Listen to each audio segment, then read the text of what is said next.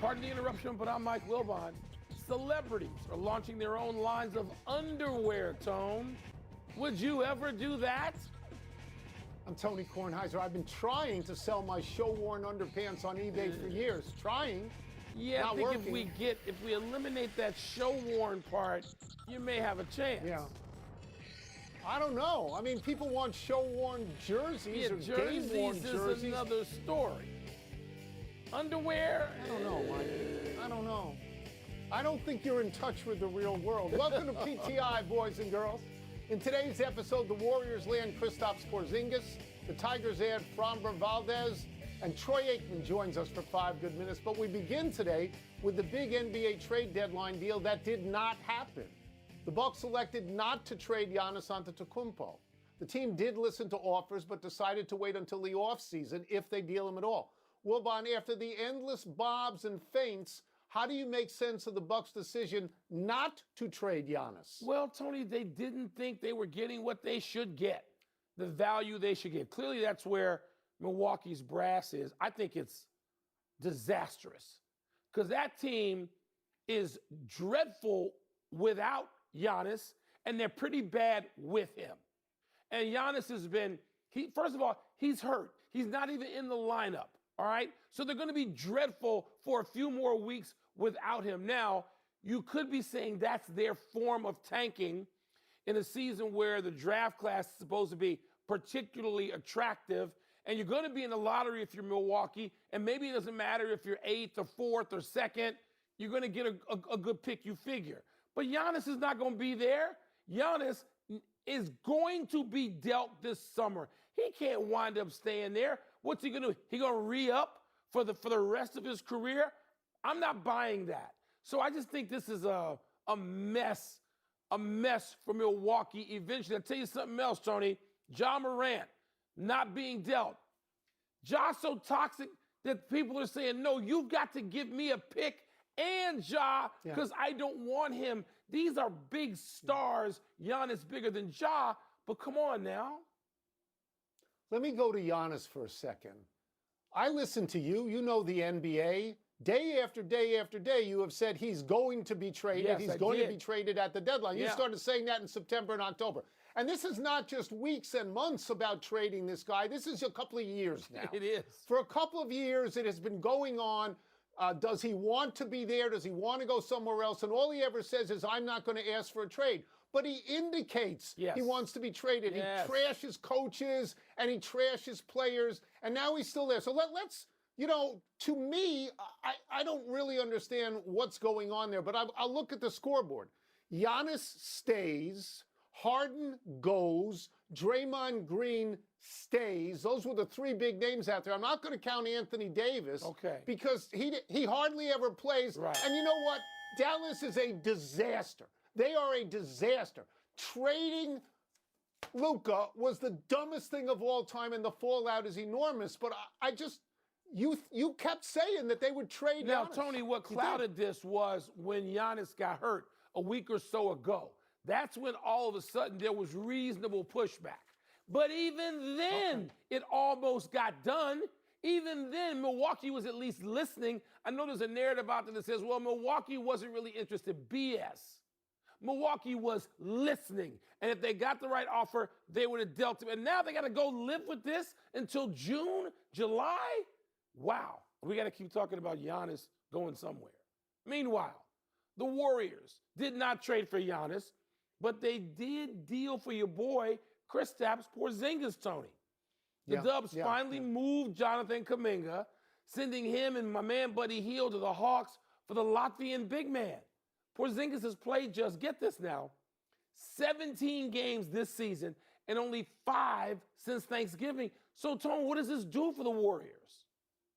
Okay, well, number one, and there only may be a number one in my answer here. Number one, they get rid of Kuminga, who they hated. And that started with Steve Kerr. Like, they didn't want this guy, so they got rid of him. And Kuminga, by the way, is hurt right now. Hurt leads me into what could be number 2, which is Porzingis. And I like him.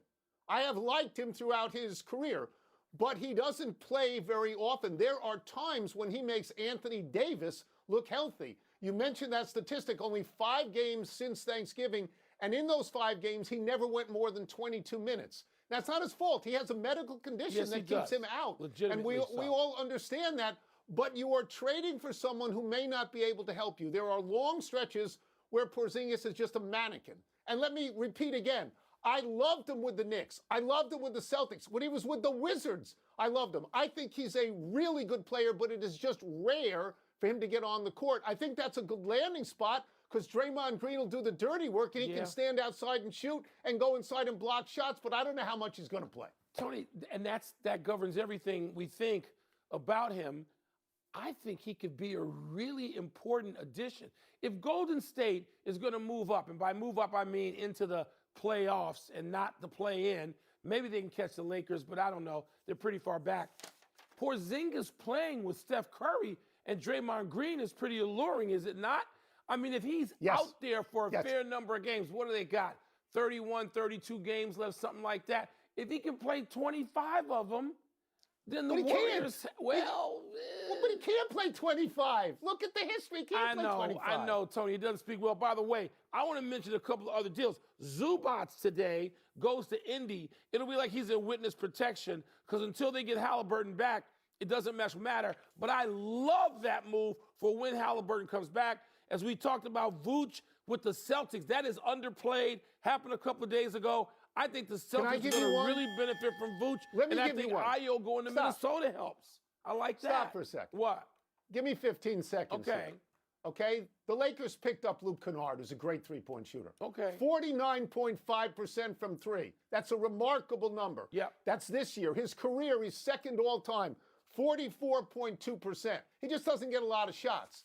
But if you go to the Lakers with Luka and LeBron, they're going to find you where you can step into a shot. And I'm sure Redick likes him because of the Duke connection. So I think that's a pretty big deal for them. Let us go to baseball. Is he going to play any defense?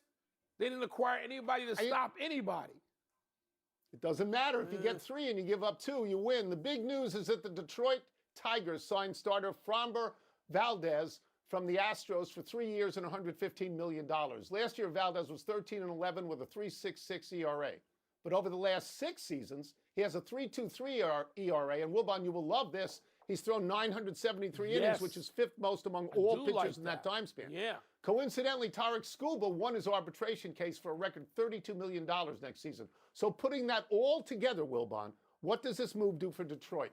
Skubal, Valdez, Flaherty. That's 3 starters. That's like the 1970s, for God's sake.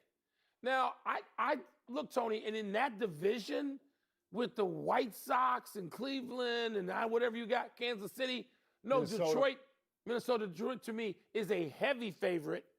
If those guys can stay healthy, and you mentioned the number of innings, I mean, Valdez alone, innings and ERA.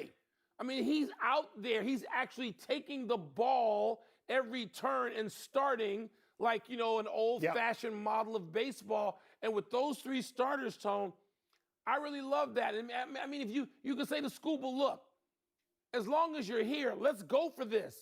We have a chance because we're going to win this division going away. We have a chance to go for this and contend seriously for a championship. I love what Detroit has done here. Yeah, that 1-2-3 starting rotation at the top of the rotation feels like a World Series contending rotation. It really does. Look, the big news here, of course, is that Skubal is eligible for free agency after this season, for next season. But there might not be a next season season. Anyway, so, yes, the Tigers have to ask themselves, do we trade him now or do we pay this money and try, as you say, to win a championship right now? Or do they pass on him and hand the ball to Valdez and say, you be Skubal for us? There is a third option, which I sort of like, which is you give him the money. If it's not working by the trade deadline, okay, you bail out. But you give it time to see if it works. I think Valdez is going to be comfortable in Detroit because this old manager in Houston, A.J. Hinch, is the manager now in Detroit. And again, the top of that rotation, they're not in the National League, okay? No. They're in an easier league to win, I think, and it's very impressive. And he's the number 2 guy. He's behind Skubal. Yeah. Skubal gives him cover. Yeah. He's got to be more comfortable in that role as well. And then Flaherty. I mean, Detroit's going to, and by the way, Tone, here's why they should go for it. How damn often do the Tigers win a World Series? They're not the Dodgers. Go for it now. No. The one we mentioned in recent shows was 1968. That's a ways back. Right. Let's take a break. Coming up, Seahawks DB Nick Emanwari suffered an ankle injury in practice, and we will ask Troy Aikman how big a deal that could be for Drake May and the Patriots offense. We'll also ask him what advice he would give to Sam Darnold. You know, I always thought, Mike, the Detroit home uni with the Gothic D was the best uniform in baseball. Clean. I thought. Clean. By the way, they won in 84. So 68, 84. We are fewer than 73 hours away from kickoff of the Super Bowl. We could not be more pleased to welcome in ESPN's Monday Night Football analyst, Hall of Fame quarterback Troy Aikman. Let me start with this. You have said publicly that this game is a huge challenge and an opportunity for Drake May, and he has agreed with you. Can you talk about what makes you say that? Well, I just think, the opportunity that Drake has in front of him, I mean, all these players for that matter, but to be in your second year in the NFL and to have had the year that he has had, to make it to the Super Bowl, and now with an opportunity to carve out a little part of history for himself with a historic franchise that obviously has won as many Super Bowls as they have. I just think it's a tremendous opportunity for him early in his career to get one under his belt. He'll never then have to answer the question as to whether or not he can win the big game, but he's doing it against a really talented Seattle defense. And we had a chance to cover a couple of games of the Seahawks this year, and they're as good as there is in the NFL, and what Mike McDonald has done with that group. So it's going to be a real challenge, not only for Drake May, but for that entire offense and for the New England Patriots to come away with a win. Troy, how big a deal would an injury that limited Seahawks defensive back Nick Emanwari be for Drake May? Well, it's impactful for Seattle. I think that, first of all, John Schneider's done a heck of a job, and it's a big reason, that draft class, and why they've been able to make it to the Super Bowl. And Nick Emanwari has been a big part of that. He had the ankle injury early in the season. He missed some time.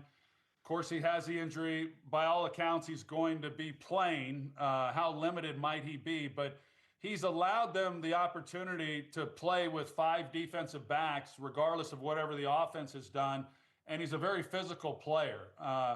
I just can't say enough about him, and really all 11 players on that defense. And so you take out a key component that's been so integral in what they've been able to do and the scheme in which they run. It would be a big blow to Seattle if he's limited, or if in fact he's unable to go, which would be beneficial then, of course, to New England and Drake May. When you have watched the Patriots defense, if you could offer a piece of advice or two to Sam Darnold, what would you tell him? I would say get the ball out of his hand. This defense, it is remarkable that as a group for New England, you start to win some games regardless of who it is you're playing, and you gain confidence as you move through the year. And they had that long winning streak, and they have continued to get better and better. And when you watch them, it's a much different group than what we see out of Seattle, at least within their scheme. And so they bring a lot of blitzes. They're not afraid to bring it on any down. They bring a number of different players. And there are times when you watch them, it's hard to even know exactly what coverage that they're in. So I think for Sam, the key is going to be him trusting his reads, trusting the design of the play, and then knowing that as good as they are up front and their ability to get after the quarterback, he's just not going to have a lot of time to throw the football. And speaking from experience in a Super Bowl, everything is at warp speed to start the game. I mean, there's a lot of adrenaline, there's a lot of emotion. You understand the magnitude of what's before you. Eventually, the game will slow down and it will become another game. And I think the important thing for Sam is, and really for Drake on the other side as well, will be just to weather that initial adrenaline surge. And it could last as long as a quarter, but at some point, like I said, it will calm down. And the key is not doing anything catastrophic early in that football game. Let me get you out of here on this, and it's the obvious question. You've watched both teams all year. Which way are you leaning now, and why? You know, I hate to even try to predict, Tony, quite honestly, as to who might win this game. I'm hopeful that it's a close game. I think that I'll stand by this. I do feel that Seattle, and we pretty much saw all the teams throughout the year. Seattle, I just don't think there's a weakness on that football team. I think the way that they've been assembled, the way that they're coached, they're talented. They don't make mistakes. They don't beat themselves. And I say that knowing you can say a lot of the same things for New England. New England has arrived probably a couple of years sooner than what most people thought that they might. But I think that's why I think it's going to be a heck of a game. I think people are underestimating New England. I don't feel they're overestimating Seattle, but I think these two teams are a lot closer than maybe people have realized or what's been discussed this week. But I have been extremely impressed with Seattle as far as their makeup, how they're coached, how they play, and the fact that I just don't see any weaknesses. Pleasure to have you on. It is a joy for us when you're on the show, and you do it regularly. We're grateful year after year. Thank you, Troy. You're welcome. Thanks, Tony. Let's take one last break, but still to come, does Lindsey Vohn's workout video add some optimism to her Olympic outlook? And Michigan State took an L, but not without Jeremy Fears delivering some punishment. Tony, I know Troy wouldn't forget this, but do you know it's been 30 years since he was in the Super Bowl? His last of those I had no Super idea. Bowls. 30. Exactly. I had no idea it was 30. Yeah. But he has developed